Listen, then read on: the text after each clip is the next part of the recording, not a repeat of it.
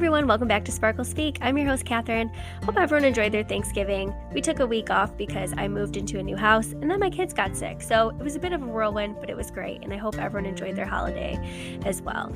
Today we have a special episode. It's actually a recording that I did on my last podcast called Water Wednesdays. It's with my old co-host, Alli.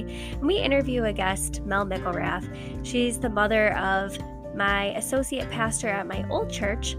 And she also mentored me as well, and Alli as well. So she has so much wisdom to offer, and I know you're going to love hearing from Mel after a few words from our sponsors.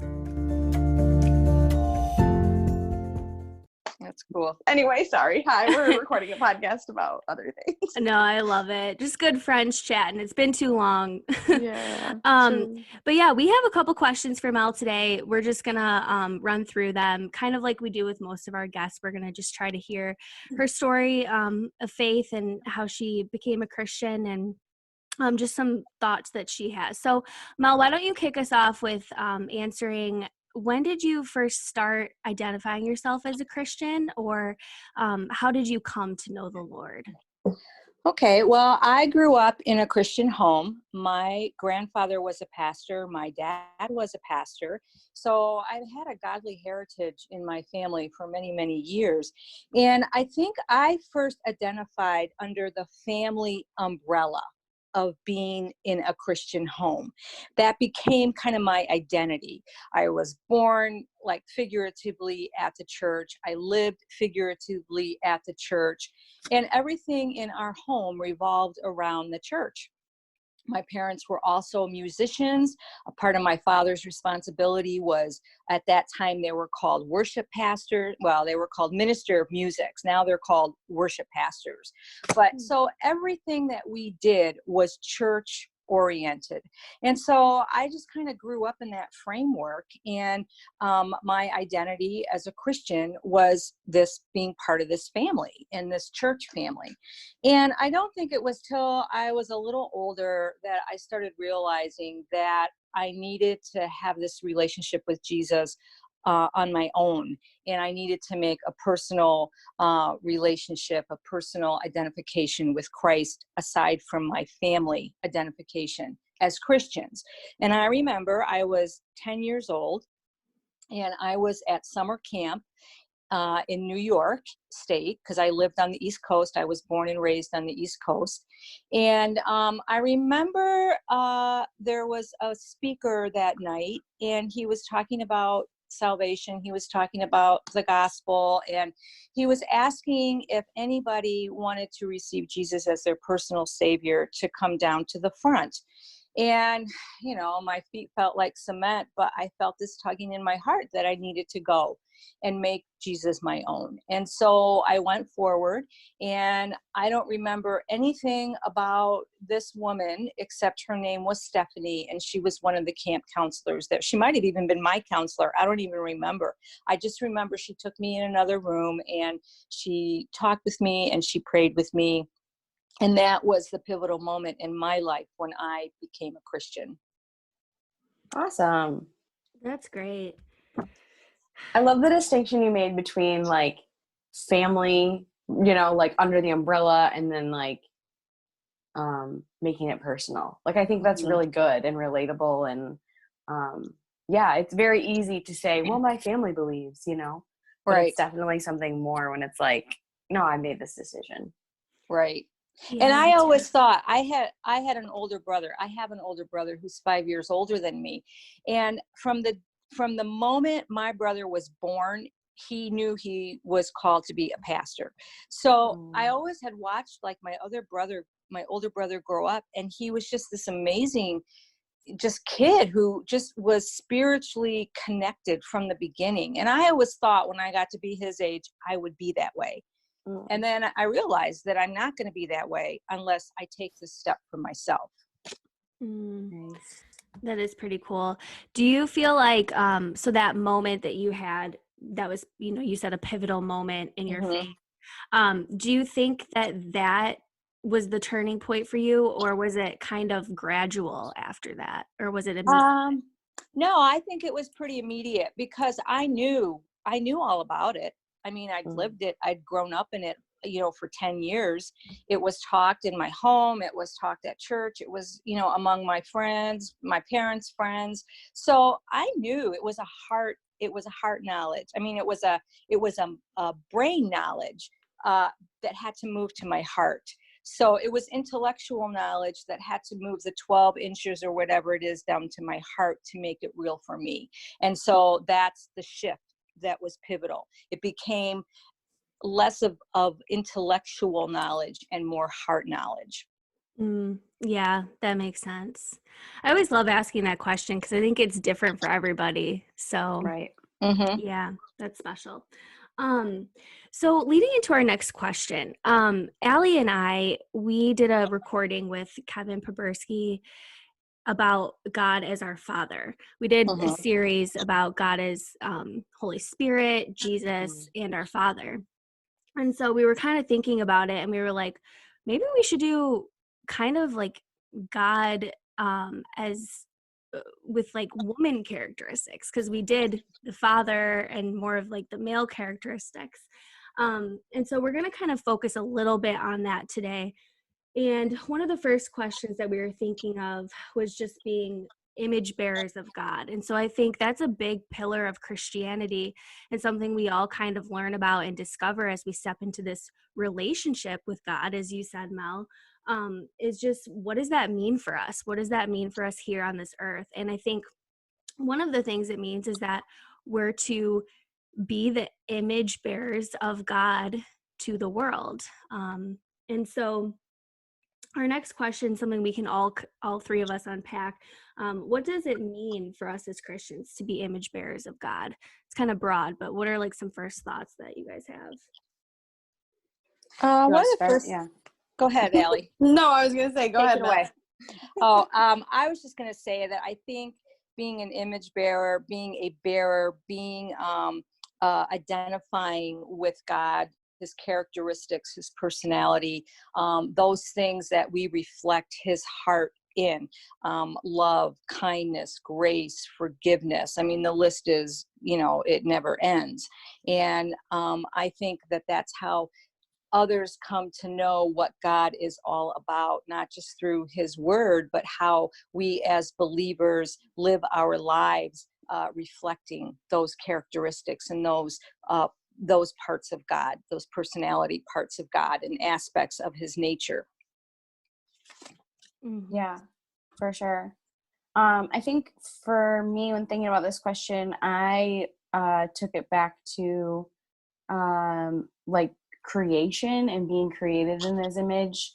There's a phrase, imago Dei, which is that we're, created in the likeness of God, and we're created like different than the animals. I was just listening to a sermon by Matt Chandler from the Village Church down in Texas, and I didn't realize this before, but in Hebrew, in Genesis, God's like, let there be light, let there be. There's like this rhythm of let there be, let there be.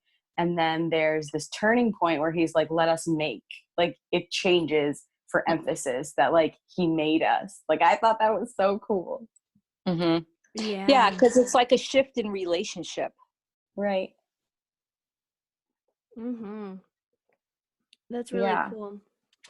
Yeah, and I like that when he says, let us make, he says, after our likeness. So it's so cool thinking that we could be somehow some sort of image to our perfect Father who's amazing and awesome and holy. Like how could we in any sense reflect that? It's really cool thinking about it. Yeah, this was a big question, and truth be told, it is a bit daunting to me. And I don't know, as I've been thinking about it and praying about it and doing a lot of reading, it's like the more I read, the bigger it became. And it's like I could never like wrap my arms around this concept. But I talked to quite a few people who I respect on this subject. And it was interesting to me that I think Kevin talked about, did he talk about some specific roles that maybe men have with this image bearing idea. I did listen to his podcast, but I don't really remember all of it. But I do think that there are specific things that maybe women, well, am I getting into the next question a little bit? Sorry if I Take am. it away. Come on, Okay. get it. Let's go. That maybe women maybe characterize maybe a little bit more than men do. And when God made Eve, he made her to fill the void of relationship to Adam that no other aspect of his creation could do. And she just brought something to him that number one, he was like, hubba hubba. And and number two, she like filled this void in his life, in his heart, that no other aspect of creation could do, because she was relational, she was alive, she was like him. And I think that as women, as Christian women, that is an area that God has called us to, is relationship. You know, you see it in all different ways. You see it in a marriage relationship. I feel like, okay, I'm just gonna say this.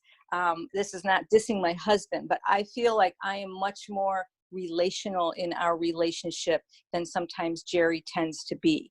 Jerry tends to be more, kind of statistical and kind of, you know, he's practical, and he kind of, sometimes I wish he had that more heartfelt, you know, emotion kind of quality. And he does, but I think for women, it's much different. I feel like we feel deeper. We can empathize a little deeper. I'm not qualifying this for all women and for all men, but in my experience, this is what I have seen. And I think that is something that just God has put in our makeup and in our hearts to be this way. Yep, I completely agree with that.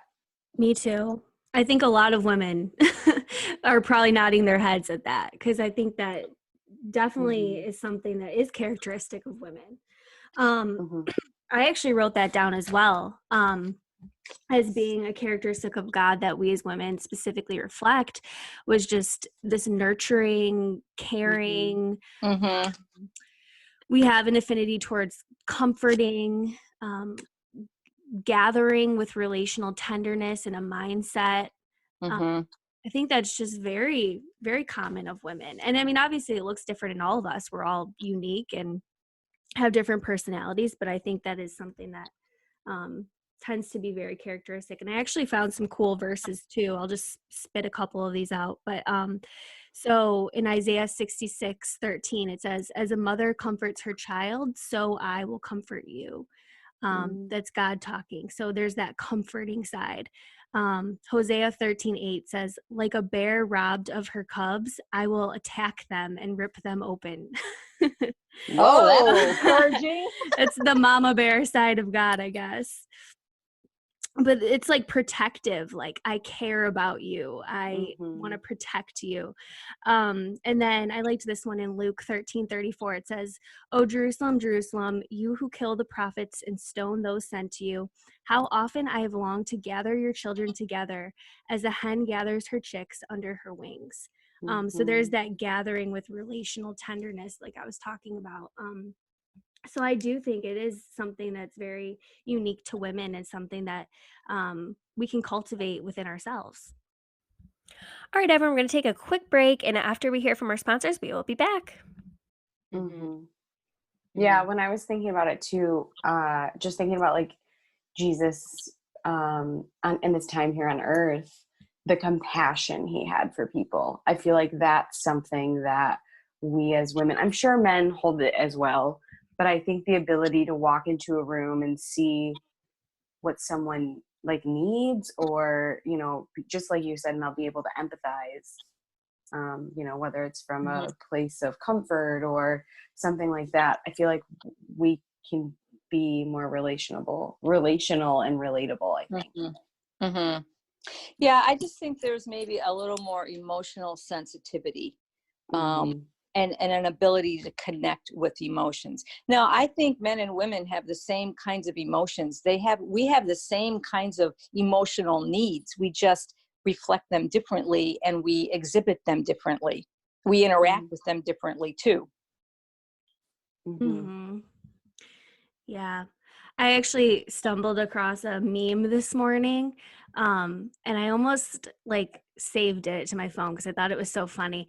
But it was a text message between a guy and a girl. I don't know if they're dating or married or whatever. But she sent him a text that said, "My shawarma wrap fell apart." And his response was, "Oh no, are we in the feeling stage of this, or are we feeling solutions oriented?"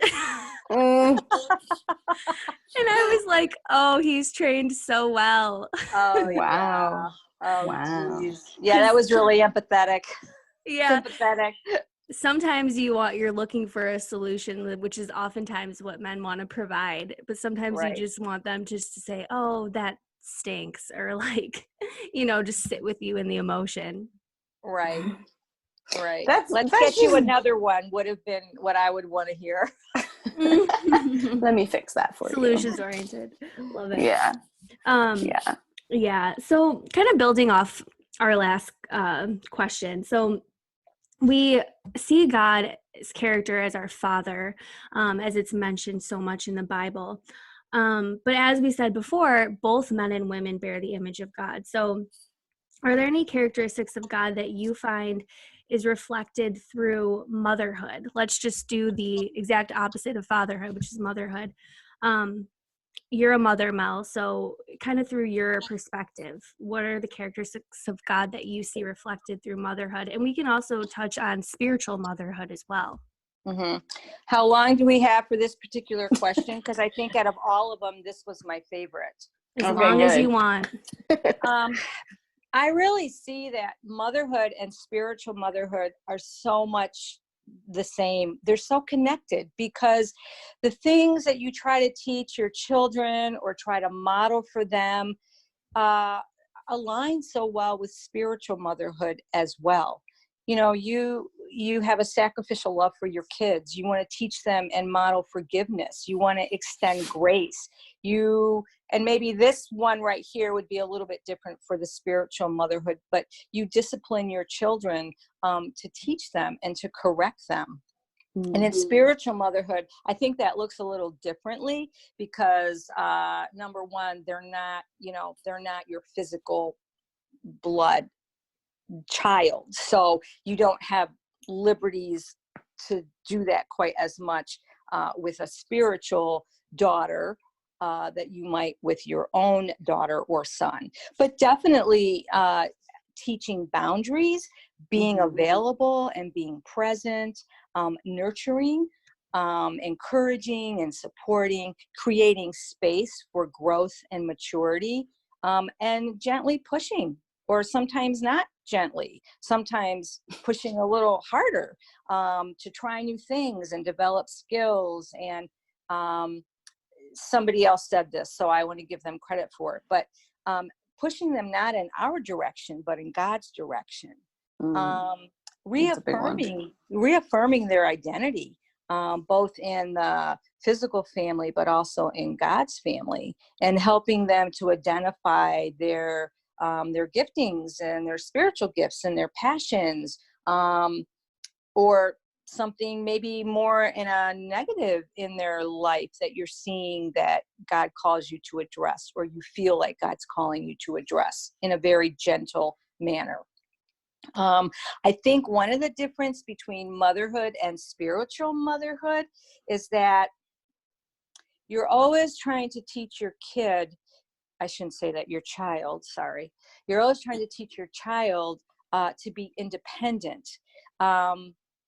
But in spiritual motherhood, and this touches over in your physical children as well, you're teaching them to be dependent on Jesus, on God.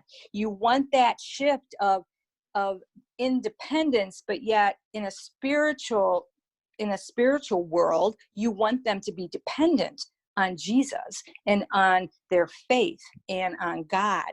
And that to me is just that's a challenge, and that's a huge challenge, both for your physical children and for your spiritual children. And really, for your spiritual children, the way that you get spiritual children is that you are modeling a life of Jesus, and you are leading them to Jesus, to where they make that relationship their own. And I think from a mom's perspective, looking back, you want to help your children look forward. Mm. I love that. I love what you said about the kind of the balance between you're trying to train your child to be independent their whole life, but in the spiritual sense, you're right, they have to be dependent. And so that's got to be maybe tricky to teach. Mm-hmm. Yeah, and it has to be modeled, I feel. I feel like if you're not modeling that, that's a concept that is going to be harder to maybe see what that looks like. So, and I also think that for both spiritual motherhood and physical motherhood, you want to bring a biblical perspective to the arena, so that if you are modeling this Christian motherhood, spiritual motherhood, you want to always sift everything through the Word of God, because that is the true north. That is your point, and that is your center that you're moving from. Psalm 145:4 says, "One generation will declare your works to the next." And I was thinking about some examples of spiritual mentoring, and I thought of Naomi and Ruth. Now, Ruth became Naomi's daughter-in-law, and when they moved from the land that Ruth had grown up in, which was not a Christian culture, but they moved back to Israel, to, I think, no, I don't even know if it was Jerusalem, but they moved back to Israel. It was what? Bethlehem. Yeah, Bethlehem. Okay. And Naomi was teaching Ruth the ropes. She was teaching her the culture. She was teaching her the Jewish ways. She was teaching her about, you know, what it looks like to be a daughter of the king. And I just thought that was a really cool, not only was it kind of like a mother-daughter, because Ruth was taken away from her family, but it was a spiritual mothering as well. And of course, we know what happened with Ruth, and she married Boaz, and then the line of David came through her and all of that. But I also think that a mentor or a spiritual mom can only take someone as far as they have gone. So that's why it's important for a spiritual mama to keep learning and growing and maturing in her faith, and because she can only take that daughter as far as she herself has gone. That's great. Yeah. And I love that you're kind of using spiritual mother and mentor like interchangeably. Do you see those as the same, or where are they different, or what do you think? I think they're a little different, because obviously a spiritual daughter might not be privy to all of the familiar things that a physical son or daughter would be. You know, they might not have your history of your family. They might not know things about you that your son or daughter would know, that might have a bearing on why you do certain things, or why you feel certain things, or believe certain things. And I also feel like the spiritual mothering is more centered around the spiritual daughter than the daughter being centered around the spiritual mother. I feel like as a spiritual mentor, I'm coming alongside of, okay, we're just going to pick either one of you. I'm coming alongside of you to kind of nurture you and support you and encourage you on the road that I might have already walked, or I'm looking back on, but I'm trying to help you see moving forward.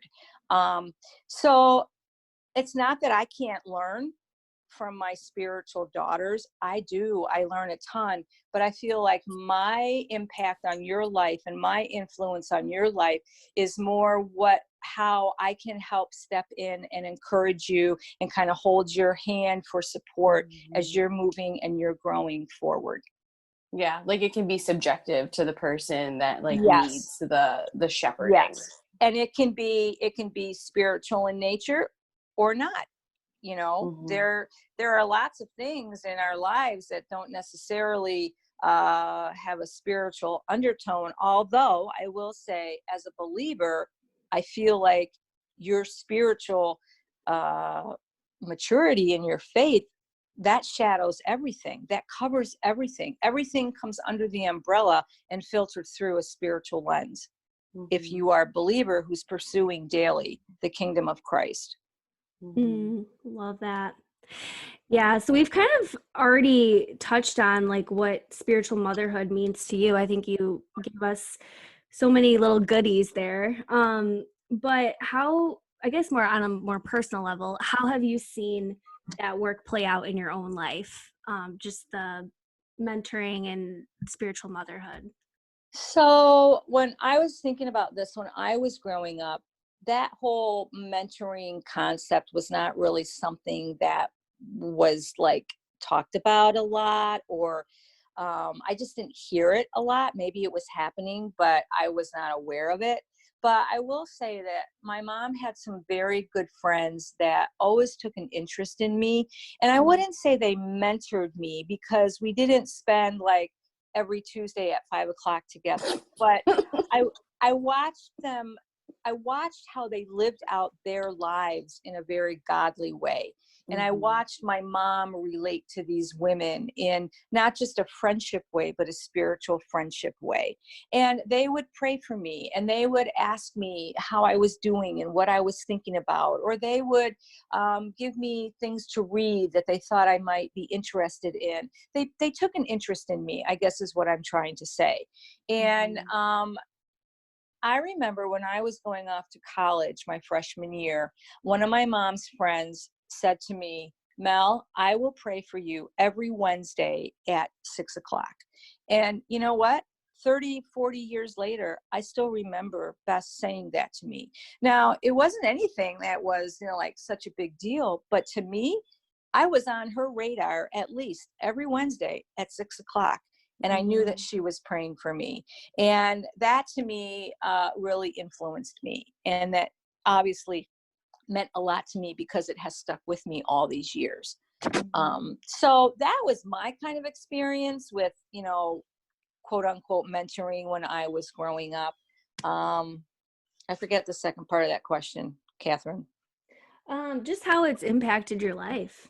Yeah. Oh, well, I tend to be a really relational person anyway. So I'm all about relationship.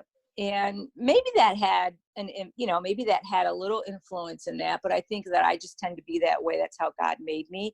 But so I see the importance of having relationships with younger women. And I'm always asking God, I want to be available, and I want him to bring women into my sphere, if my circle, if that's what he chooses for me to step into. And I'm just so thankful that God has done that. He has brought me amazing women to be a part of their journey. And I don't take that lightly, and I don't take that with a grain of salt either. I take that very seriously, and I'm honored to do that. And I'm thankful that God uses me in that capacity. At least I think he does. And I have learned so much from these relationships. And I have women my own age in my life that are like iron sharpening iron. And we mentor each other in a sense of we encourage each other and we support each other along the way. Our children are older and they're getting married. Well, I hope mine's getting married sometime soon. But we're walking together on this journey of life, and everybody needs that, no matter how old you are, whether you're 5 years old or whether you're 35 years old or whether you're 85 years old. We all need each other because we're better together. I love that. Thanks for sharing. I know we're running out of time. We have like 5 minutes left. So just to kind of wrap us up, do you have any encouragement that you'd like to share with our listeners I don't know, in light of this conversation or just with what's going on in society lately, like what's some encouragement that you would love to leave people with? Oh, goodness. Well, I actually read a devotional this week that has been kind of running through my brain, and it was called The Ripple Effect. And it was based on Philippians 3:17. And it says, "Dear brothers and sisters, pattern your lives after mine and learn from those who follow our example." We are always being example to somebody. Someone is always watching us. They're watching how we interact with each other. They're watching how we handle challenging and difficult things that come into our lives. They're watching how we think through a problem and how we work to solve it. And this ripple effect, I think, is really a cool analogy of living our life, especially in a godly way, because we never know how we're going to affect someone else by our actions or our speech or our prayers, or how we encourage someone else. And how the Spirit works in us, the Spirit can work in somebody else. And I just think that's a cool effect, that it's not, we're not isolated in our community, but we have an effect in our community.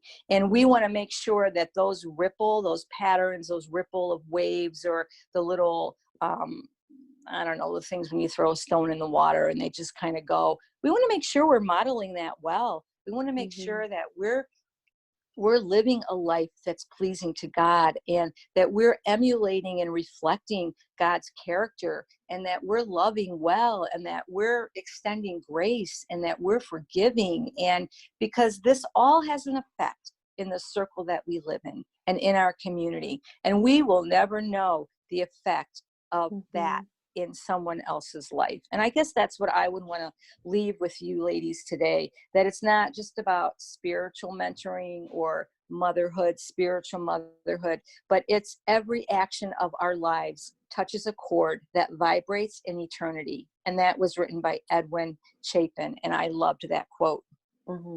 Oh, just got chills. That was awesome.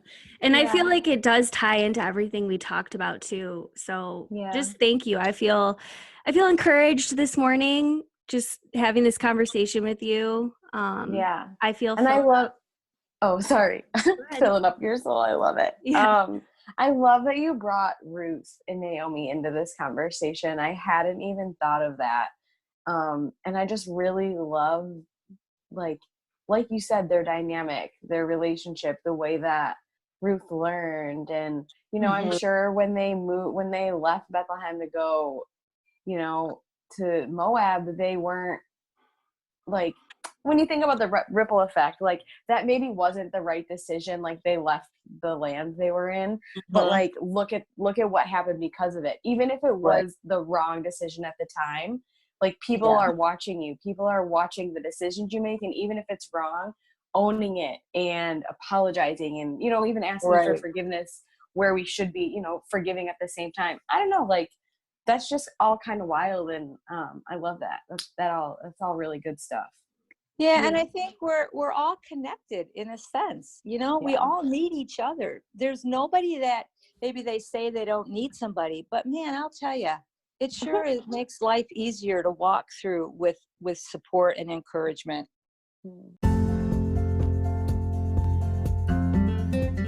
Thank you so much for tuning into this week's episode of Sparkle Speak. As always, don't forget to rate us, give us some stars, and leave a comment in our notes. It helps promote our podcast, and we love when you guys give us some feedback. Also, you can find us at sparklefaith.com or check out our sponsors at lifeaudio.com. You can find our podcast as well as several others that are similar. Have a great week.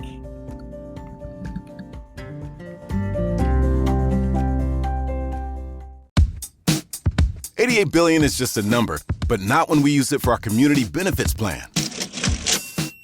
Or for our $500 million initiative, PNC Grow Up Great, supporting young children and early childhood educators. And uplift communities with programs that advance economic empowerment. Our doors are open.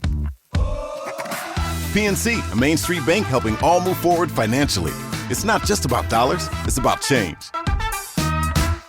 Holiday shopping never used to be this easy. Told you, Grandma. You sit on the couch and buy gifts on your phone? It's Cyber Week at BJ's Wholesale Club. At your age, I scraped together loose change from under the cushions of this couch and walked 10 miles to get a blender. Now you can get small appliances, TVs, hot tech, and toys at up to 60% off at BJ's, right from this couch. Now, help me lift these cushions. Maybe we'll find a buffalo nickel. Don't miss BJ's Cyber Week deals now through December 2nd at BJ's.com. BJ's, absurdly simple savings.